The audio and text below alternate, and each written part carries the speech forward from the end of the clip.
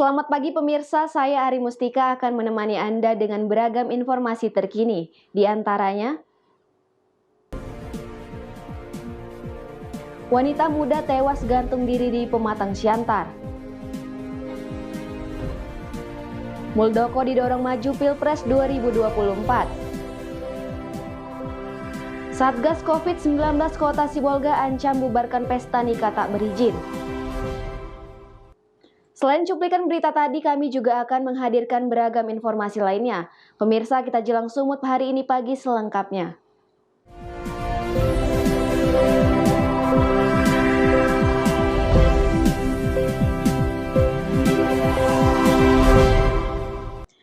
Kita ke informasi pertama pemirsa, seorang wanita muda ditemukan tewas gantung diri di dalam rumahnya di Jalan Medan, Kecamatan Siantar Martoba, Kota Pematang Siantar.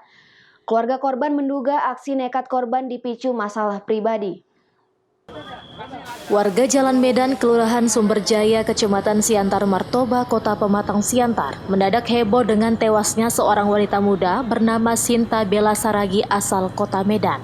Korban ditemukan tewas dengan leher terjerat tali di lokasi bangunan LPK Bella Sejahtera yang diketahui bergerak di bidang penyalur tenaga perawat jompo, orang sakit, babysitter, dan kakak asuh. Korban pertama kali ditemukan bunuh diri pada pagi hari oleh ibunya sendiri. Saat dipanggil, korban tidak membalas panggilan ibunya. Ibunya yang curiga lalu mengintip dari celah pintu kamar dan melihat anaknya sudah tewas gantung diri. Atas kejadian tersebut, keluarga langsung menghubungi pihak kepolisian. Tim Inafis yang datang dari Polda Sumatera Utara langsung melakukan olah kejadian perkara di lokasi. Keluarga menduga korban punya masalah pribadi hingga nekat bunuh diri.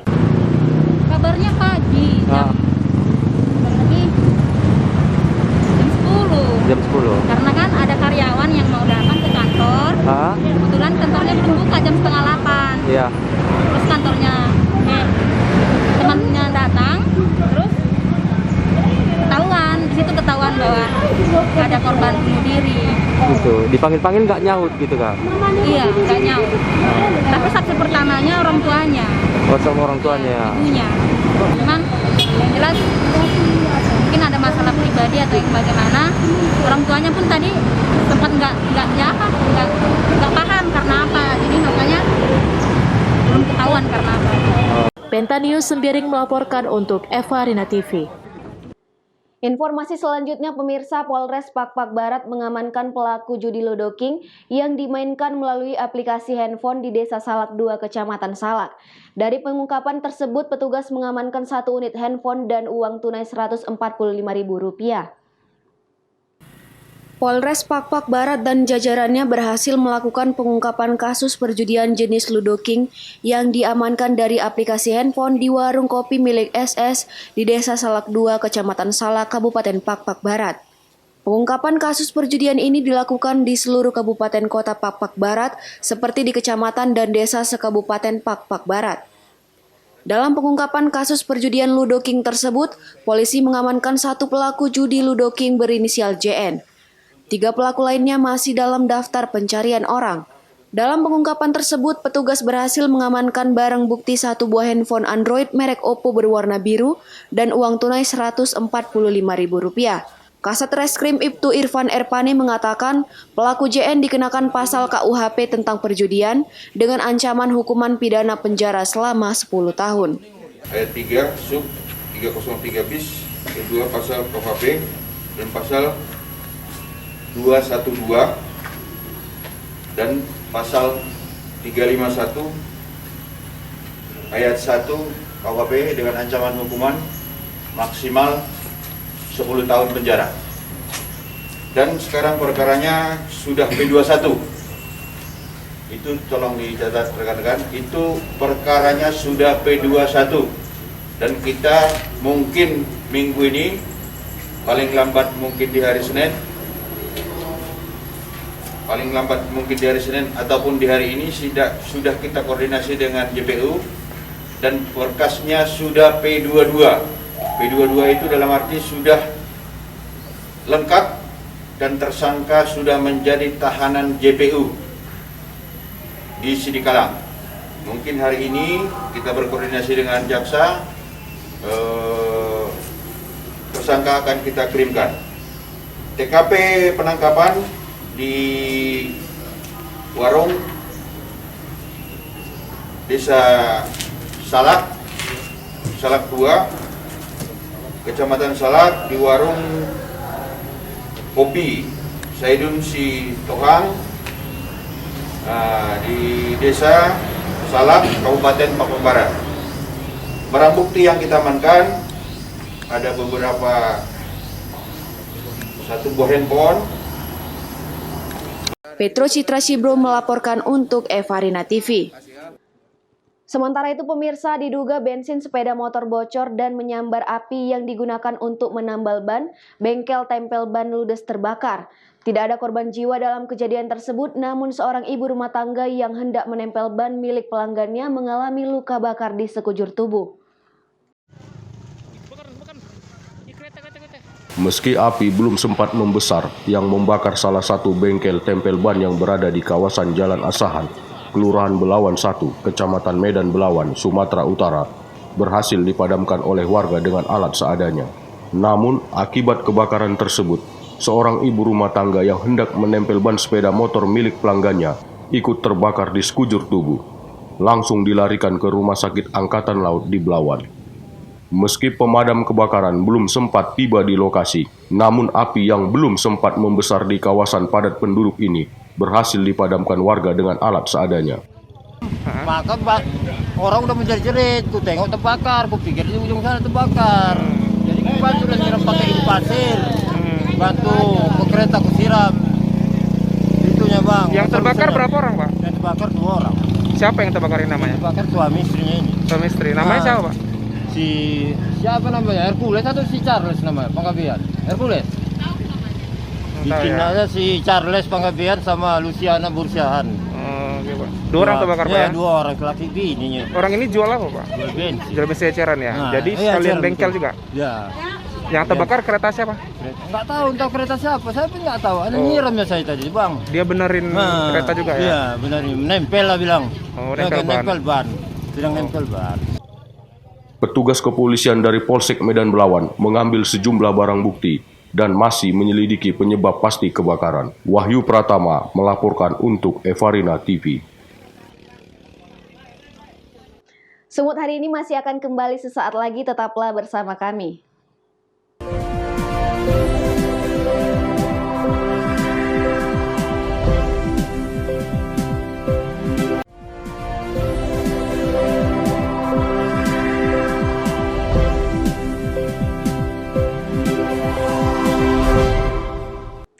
Terima kasih Anda masih bersama kami pemirsa. Pasca Kongres Luar Biasa Partai Demokrat yang mengangkat Muldoko sebagai Ketua Umum Partai Demokrat, sejumlah dukungan pun diberikan. Salah satunya dukungan disampaikan oleh pengurus DPP Nusantara Bangkit. Organisasi di bawah binaan Muldoko ini yakin Muldoko akan melangkah mulus pada pemilu 2024 mendatang. Muldoko sukses melenggang menjadi Ketua Umum Partai Demokrat versi KLB Deli Serdang Jumat 4 Maret lalu. Hasil KLB yang diselenggarakan di Sibolangit, Kabupaten Deli Serdang masih menyisakan kontroversi. Ketua Umum Partai Demokrat Agus Harimurti Yudhoyono menyebut KLB tersebut ilegal. Hingga kini polemik di kubu Partai Demokrat masih terus berlangsung. Tensi politik berebut kekuasaan di partai berlambang Mersi tersebut kian memanas. Begitupun dukungan terhadap Muldoko juga terus mengalir. Salah satunya dari Ormas Nusantara Bangkit, di mana Muldoko menjadi ketua Dewan Pembina di organisasi tersebut. Nusantara Bangkit yakin Muldoko akan menjadi kandidat kuat pada pemilihan presiden 2024 mendatang. Mereka mendukung sepenuhnya langkah politik Muldoko ke depan. Dukung Pak Muldoko sebagai ketua Demokrat. Bang, sinyal MDK ke 2024 seperti apa ngomongnya bang? Ya kalau yang kami tahu sih banyak masyarakat yang antusias ya kalau beliau sebagai pemimpin nasional gitu. Ya itu. Bang, harapan kita sendiri apa? Ya harapan kita sendiri ya, visi utama kami dari awal ketika kami membentuk komunitas ini dan kesepakatan kami dengan beliau, mendukung beliau untuk menjadi pimpinan negara ini di tahun 2024 tentunya dengan cara yang demokratis. Nah kalau visi berkelanjutannya ya kami nanti akan sama-sama membangun negeri ini supaya Nusantara ini bangkit menjadi masa depan kita semua gitu. Adapun pada KLB Demokrat Jumat pekan lalu, Muldoko berhasil menang melalui voting melawan Marzuki Ali. Marzuki sendiri didapuk menjadi ketua Dewan Pembina partai. KLB yang hanya berlangsung beberapa jam itu pun sempat diwarnai kericuhan sesaat sebelum KLB tersebut dibuka. Daniel Pekwali melaporkan untuk Evarina TV. Informasi berikutnya, pemirsa, kerap memakan bahu jalan dan menyulitkan pejalan kaki untuk melintas. Petugas gabungan Satpol Pamung Praja dan Trantip Kecamatan Medan Selayang menertibkan pedagang kaki lima yang berjualan di atas parit dan trotoar. Petugas gabungan Satpol PP dan Trantip Medan Selayang langsung mengangkat sejumlah barang dagangan buah yang menggelar lapak hingga menutup trotoar di Jalan Setiabudi Medan, Sumatera Utara. Padahal sebelumnya petugas sudah melayangkan surat peringatan dan berulang kali melakukan sosialisasi. Namun masih banyak pedagang yang tidak mengindahkan peringatan tersebut. Pedagang hanya bisa menyaksikan keranjang serta meja dagangan mereka diangkut petugas ke truk Satpol PP untuk dibawa ke Mako Satpol PP Kota Medan. Penertiban ini sesuai dengan Peraturan Wali Kota Medan Nomor 9 Tahun 2009 tentang larangan beraktivitas berjualan di atas trotoar dan bahu jalan. Tidak hanya melakukan penertiban terhadap pedagang kaki lima, petugas dari Dinas Perhubungan Kota Medan juga melakukan penggembosan ban terhadap mobil yang parkir di trotoar Jalan Setiabudi. Penertiban PK5 sesuai dengan Peraturan Wali Kota Medan Nomor 9 Tahun 2009, larangan berjualan di atas badan jalan ataupun trotoar. Tadi ada beberapa yang diamankan Satpol PP, itu langsung ranahnya Satpol PP untuk namanya tindakan mengamankan dan itu langsung dibawa ke kantor Satpol PP. Diharapkan penertiban ini dapat mengembalikan fungsi dari trotoar untuk pejalan kaki serta untuk penataan kota agar lebih terlihat rapi. Daniel Pekwali melaporkan untuk Evarina TV. Pemirsa, harga komoditas cabai di pasar tradisional MMTC Medan Jalan William Iskandar, Sumatera Utara melonjak naik. Kenaikan harga cabai membuat para pedagang mengeluh akibat kurangnya minat pembeli di lokasi pasar tersebut. Harga cabai di pasar tradisional MMTC di Jalan William Iskandar, Kota Medan mengalami kenaikan yang signifikan. Naiknya harga cabai mengakibatkan kurangnya minat para pembeli. Biasanya para pembeli di pasar ini membeli cabai sebanyak 5 kg. Namun akibat naik, mereka hanya membeli 1-2 kg. Kenaikan terparah terjadi sejak 2 hari lalu. Harga cabai merah sebelumnya Rp20.000 per kilogram, kini naik mencapai Rp40.000 per kilogram. Menurut salah seorang pedagang, dampak dari kenaikan harga cabai membuat daya jual berkurang, yang mana kenaikan menurutnya akibat daya pasok berkurang. Melonjak harganya, 40 lah. Bu, kapan nih mulai kenaikan terjadi? Ini 2 hari inilah langsung naik dari per kilo 28 sekian jadi hampir 40, 38 apanya idealnya. Biasanya berapa, Bu? Biasanya 25. 25 ya. Oh, pembeli payah mereka karena biasa pakai 5 kilo jadi dikurangi. Jadi kita pun menjual jadi susah. Bu, kira-kira apa sih penyebab kenaikan ini? Itulah karena nggak ada barang, kosong. Tingginya harga cabai tersebut mengakibatkan anjloknya jumlah pembeli. Diperkirakan harga komoditas cabai akan terus mengalami perubahan. Wahyu Pratama melaporkan untuk Evarina TV. Semut hari ini masih akan kembali sesaat lagi, tetaplah bersama kami.